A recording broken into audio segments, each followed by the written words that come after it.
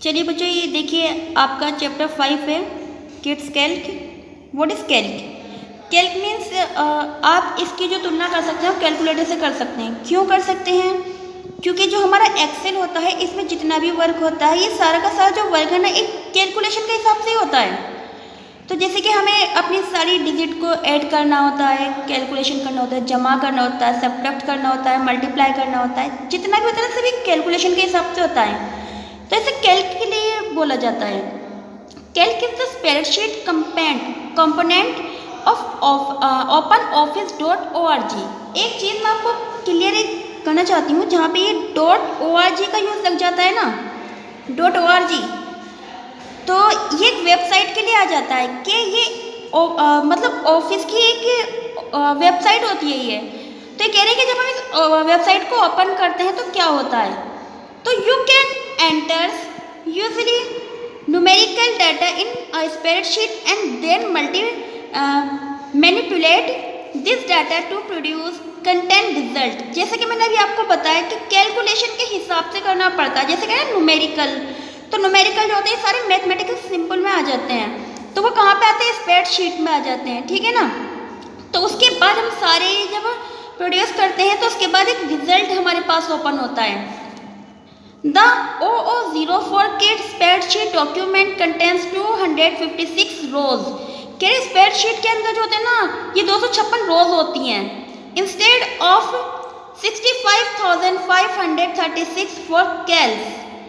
जो मतलब इसकी सेल्स होती हैं ना वो इस हिसाब से होती हैं। 464 columns and has only one default worksheet instead of 3। Entering data into open office Calc. Entering data into a spreadsheet is always a 3-step process। These step are कह रहे हैं कि अगर आपको नेक्स्ट स्प्रेडशीट में नेक्स्ट रो के अंदर आपको एंटर करना है तो उसके लिए आपके पास 3 स्टेप मौजूद होते हैं। कौन से होते हैं? Select on the cell where you want to data to go. आपको अगर किसी डाटा के अंदर किसी लाइन के अंदर किसी सेल के अंदर एंटर करना है तो आपको क्या करना पड़ेगा? वहाँ पे उसे सिलेक्ट करना पड़ेगा, तब वहाँ पे आपको जाना पड़ेगा।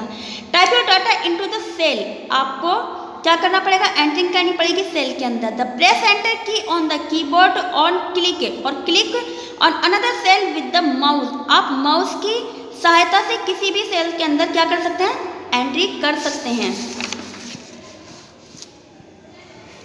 क्योंकि ये बाय डिफ़ॉल्ट वाली बात है कि अगर आप जैसे एंटर मार के किसी सेल के अंदर एंटरिंग करने की कोशिश करते हैं तो वो क्या होता है? वो सेल बड़ी हो जाती है। तो इसलिए ना आपको ये स्पेशल कैरेक्टर होते हैं जिस तरह से आपको उसमें एंटर करना पड़ता है। Open the blank cells spreadsheet file. आपको क्या करना है? सबसे पहले आपको एक ब्लैंक शीट लेनी है। ब्लैंक शीट क्यों लेनी है आपको? क्योंकि जाहिर सी बात है, एक सिंपल से मैं आपको एक चीज़ बताऊंगी कि मान लीजिए मेरे पास मेरी एक अलमारी है, मैं उस अलमारी में अपना सामान रख रही हूँ, तो जाहिर सी बात है कि मुझे वो अलमारी खाली चाहिए। क्यों? क्योंकि वो अलमारी मेरी है। मैं अपनी अलमारी में किसी का सामान क्यों रखने दूंगी? ऐसे ही जब आप अपनी स्प्रेडशीट पे काम करते हैं तो आपको क्या करना पड़ता है कि आप अपने लिए एक ब्लैंक शीट लेते हैं। क्यों? क्योंकि आपको उस पर अपना काम करना है। भाई आप किसी दूसरे की शीट पे काम कैसे कर सकते हैं? Select the cell indicated by the cell reference provided. आपको क्या करना है? सेल्स को इंडिकेट करना है जिस सेल्स के अंदर आप काम कर रहे हैं।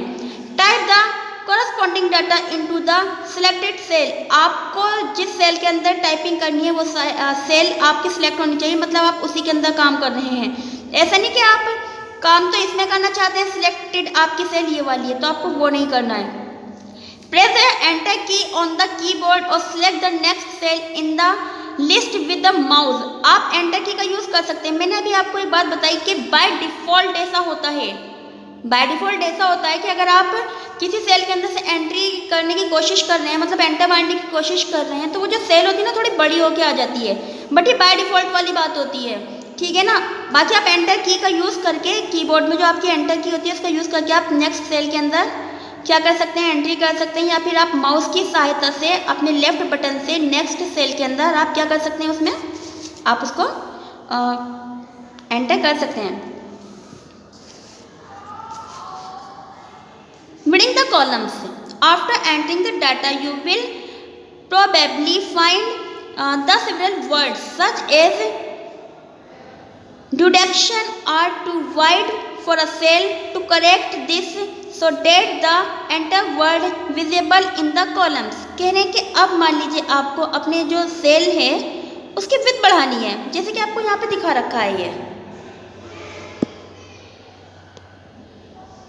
आप यहाँ पे देख सकते हैं कि यहाँ पे कि नाम आ रहा था, तो ये नाम जो है ना ये क्या हो गया कि आधा इधर आ गया आधा इधर आ गया। बट जब आप यहाँ पे क्लिक करोगे तो ये जो नाम होगा ना ये नाम आपका पूरा नहीं आ पाएगा। तो उसके लिए आपको क्या करना है कि ऊपर के जो आपके सेल्स होंगे ना इसे आपको ड्रैग करके इसे थोड़ा नीचे करना पड़ेगा, तो एक कॉलम आपका बड़ा हो जाएगा और जो एंट्रिंग टेक्स्ट आपका होगा वो आपकी दूसरी लाइन में आराम से आ जाएगा।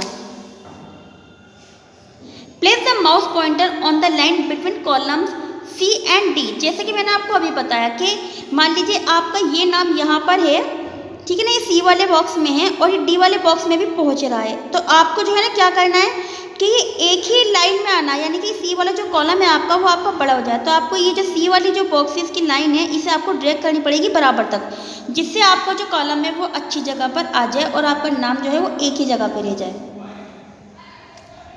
उसके बाद है in the column header the pointer will change to a double header row arrow.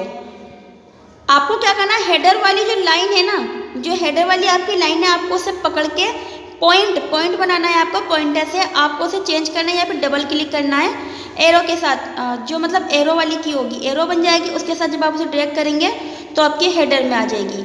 Select with the left mouse button and drag the double headed arrow the right end when see columns. वही चीज़ कि आपको अपने जब आप इस वाली line पर आ रहे हैं यहाँ पर, ये देखिए इधर जब आप इधर आएंगे यानी कि आपका ही नाम इस लाइन में पूरा नहीं आ रहा है, तो ये जो आपका सी वाला जो बॉक्स है आपको अपना माउस लेना है, इसके लेफ्ट बटन की सहायता से आपको यहाँ से पकड़ के इसे ड्रैग करना है, ठीक है ना।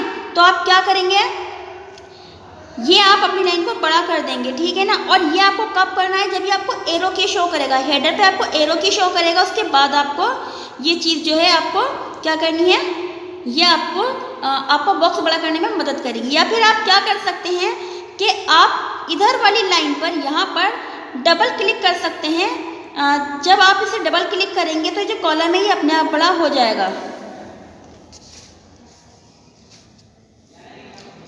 Within another columns to show data as needed, वो आपकी ज़रूरत अनुसार जो है वो आपको अपनी भी दिखा देगा।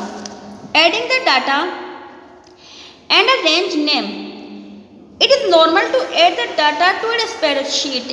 स्प्रेडशीट में जो डाटा होता है वो नॉर्मल तरीके से ऐड किया जा सकता है। Built into the open office calc are a number of data functions that can be used to do this. कह रहे हैं कि जब आप अपने ऑफिस को ओपन करते हैं, ओपन करने के बाद अपनी सेल्स के अंदर आप नंबर या डेट या फिर कोई भी आप जो भी चीज़ आप उसमें यूज़ करना चाहते हैं वो आसानी से आप उसके अंदर, यानी कि फंक्शंस आप जो भी यूज़ करना चाहते हैं वो आसानी से उसके अंदर यूज़ कर सकते हैं। This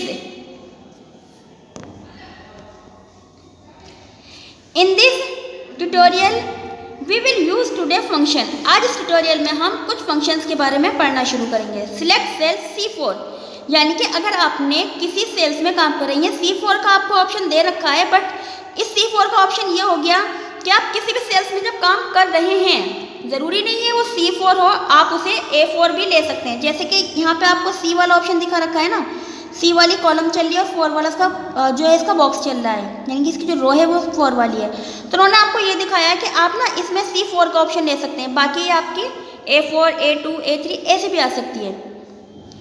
enter is equal to today और ये ब्रैकेट।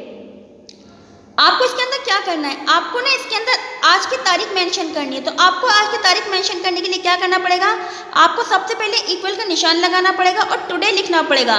तो उसके नीचे आपको एक लॉजिकल फॉर्मूला आएगा, और जब लॉजिकल फॉर्मूला आएगा तो वो आपसे ये कहेगा कि अगर इसकी कंडीशन ट्रू है, अगर इसकी कंडीशन जो है वो सही है तो वो ट्रू दिखाए, अदरवाइज इसे फॉल्स दिखा दे। तो आपको क्या करना है, इज इक्वल टू का साइन लगाना है, टुडे लिखना है और दोनों ब्रैकेट ओपन और क्लोज कर देने हैं।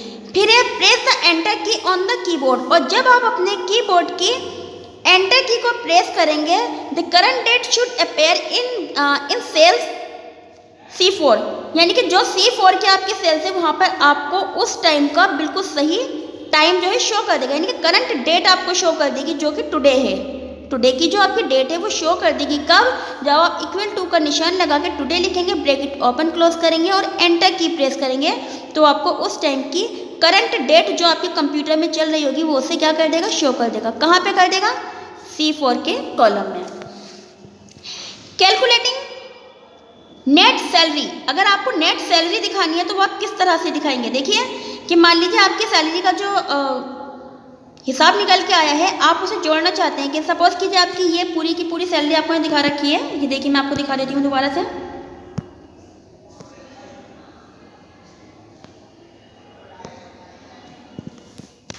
एक सेकंड रुकिए, ये देखिए ये आपको दिखा है ना ग्रॉस सैलरी, तो ये आपको कुछ सैलरी दिखा रखी हैं। तो उन्होंने कहा है कि अगर आपको अपनी ग्रॉस सैलरी का कैलकुलेटिंग करनी है तो आप किस तरह से करेंगे उसकी सैलरी की जो कैलकुलेटिंग है।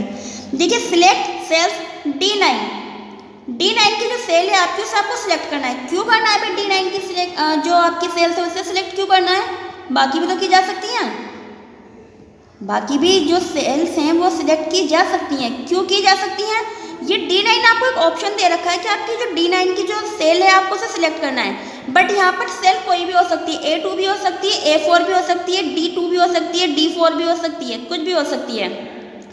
तो आपको क्या करना है, जो आपकी सेल है उसे आपको सिलेक्ट करना है, ठीक ना। सिलेक्ट करने के बाद आपको क्या करना है, एंटर द फॉर्मूला, फॉर्मूला लगाना है आपको। फॉर्मूला कैसे लगाना है, आपको इज इक्वल टू की निशान लगाना है, क्योंकि अगर आप इज इक्वल टू का निशान नहीं लगाएंगे तो आपका कोई भी फॉर्मूला जो है वो काम नहीं करेगा। फिर आपको दे रखा है B9 आपको दे रखा है। क्यों दे रखा है B9, क्योंकि ये देखिए आपकी जो ये कॉलम रो चल रही है वो B की चल रही है, ठीक है ना, और आपको जो बॉक्स चल रहा है वो 9 का चल रहा है। ये रहा देखिए B की आपके कॉलम है और 9 आपका ये जो है आपका ये 9 नंबर का बॉक्स चल रहा है। तो उन्होंने कहा कि B9 हमारी यहाँ आ गई देखिए। उसके बाद उन्होंने कहा -C9, यानी कि C9 ये C हो गया आपका, क्योंकि ये आपकी जो नेट सैलरी का जो निकालना है वो इसको दिखाना है। तो यहाँ पे C9 पर जैसे आप क्लिक करेंगे और प्रेस एंटर की, जब एंटर की प्रेस करेंगे तो यहाँ वो आपका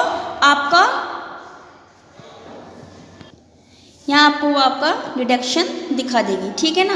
तो इससे पता चला कि आपकी सैलरी कितनी थी, प्लस आपने किस तरह से उसमें कुछ माइनस किया है और आपका डिडक्शन जो है वो किस तरह से बैठा है। मीन्स आपकी नेट सैलरी क्या बैठेगी, तो आपकी नेट सैलरी को यहाँ पे शो करेगा।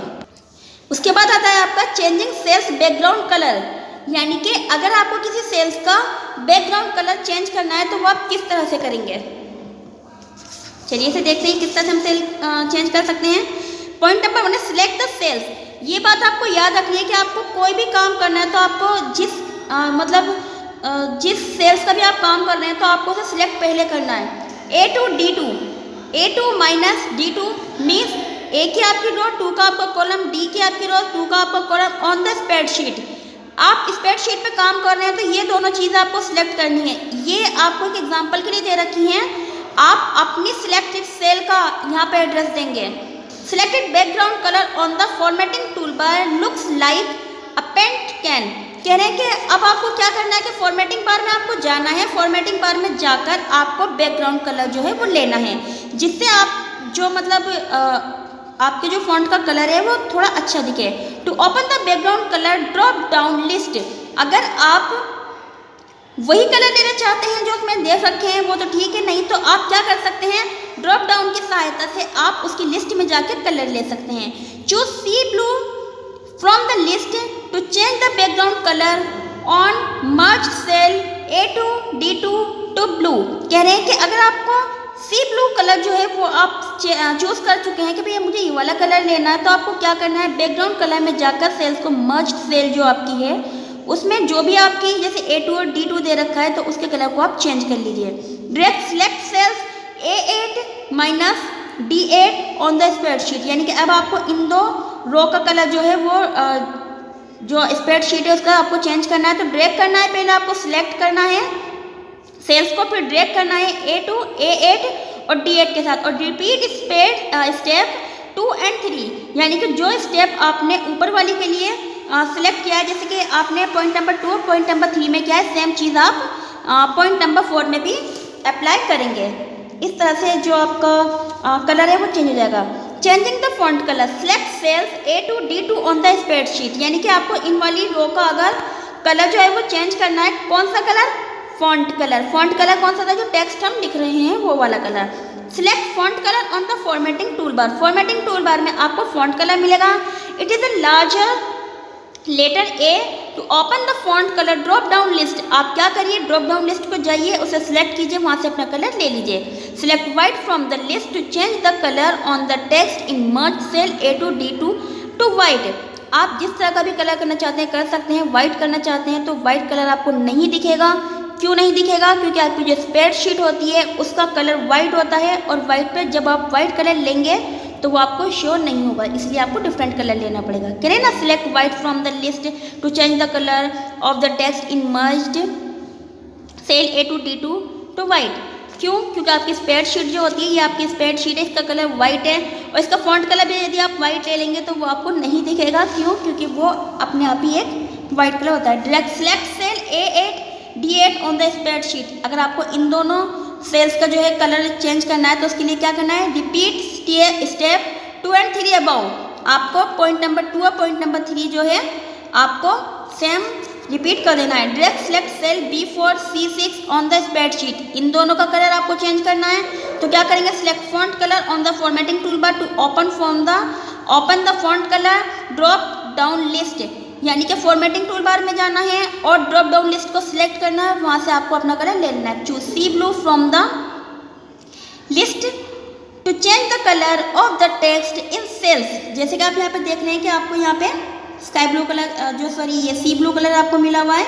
इस तरह से आप अपनी जो ये दोनों सेल आपको दे रखी है इनका कलर जो है आप चेंज कर सकते हैं। जैसे आपको दे रखा है ना B4 C6, ये रहा B4 C6, ठीक है ना, तो इसका कलर आप चेंज कर सकते हैं। डायरेक्ट सिलेक्ट सेल A9 फिर D12 ऑन द स्प्रेडशीट, यानी कि आप इस तरह की इन दोनों कलर का भी जो है जो सेल्स हैं इनका कलर चेंज कर सकते हैं। रिपीट स्टेप 7 and 8, आप 7वें और 8वें स्टेप को जो है वो दोहरा सकते हैं। एनीवेज, इसकी एक वीडियो मैं आपको एक प्रैक्टिकली बना के भेजूंगी, और जिससे आपको बहुत आसानी से समझ में आ जाएगा कि आपको फॉन्ट कलर चेंज करना है तो कैसे होगा, बैकग्राउंड कलर चेंज करना है तो कैसे होगा, सेल मर्ज करनी है तो कैसे होगा, कैलकुलेटिंग करनी है तो कैसे होगा। अगर आपको नेट सैलरी देखनी है, नेट सैलरी वो होती है कि मतलब सारी चीज़ों से अलग होकर सिर्फ और सिर्फ आपके हाथ में जो सैलरी आ रही है उसकी बात। एडिटिंग करनी है तो कैसे होगा, एडिंग करना है टेक्स्ट तो कैसे होगा, टुडे की जो आपकी टाइमिंग है, डेट है, वो करनी है तो कैसे होगा। इसकी मैं आपको एक प्रैक्टिकली वीडियो बनाकर भेजूंगी। बर्थडे पे थियोरिकली वीडियो थी, आप इसे देखिए, सुनिए, समझिए, और आपको जो भी चीज़ समझ नहीं आती है आप उसके लिए मुझे मैसेज कर दीजिए।